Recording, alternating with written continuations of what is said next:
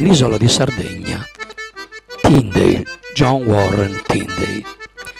La caccia al merlo e al tordo costituisce il divertimento prediletto, in particolare nel distretto d'Ogliastra, e i paesani formano squadre da 50 a 100 persone per ogni battuta.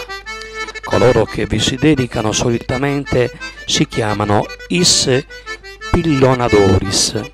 Al mattino e al tramonto piazzano delle reti attraverso i cananoni e le macchie che gli uccelli sono soliti frequentare, e la postazione e la forma delle reti stesse vengono decise a seconda che gli uccelli volino alti o bassi. Nel primo caso le reti si chiamano su cadalettu, nel secondo su tassoni.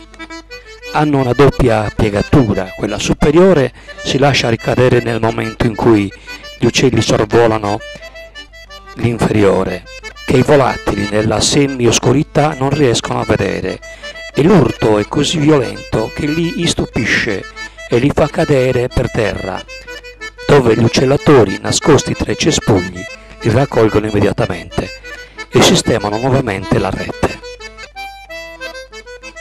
Le reti vengono quindi spennate e legate insieme, 8 uccelli in ogni mazzo, che si chiama taccola.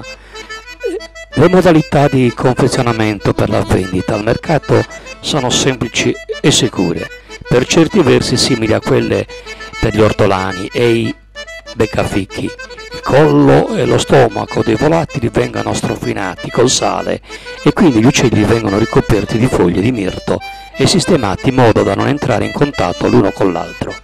L'autunno e l'inverno sono le stagioni ideali per questo tipo di caccia e ogni anno ciascuna rete cattura una media di 3.000 uccelli che rendono circa 30 scudi, circa 5 sterline, 15 scellini e 2 pence e mezzo. Quindi queste erano delle testimonianze molto interessanti da parte di John Warren Tyndale nel suo testo L'isola di Sardegna. Tra l'altro questo era il volume secondo, e ci ha parlato praticamente della caccia al tordo in Sardegna.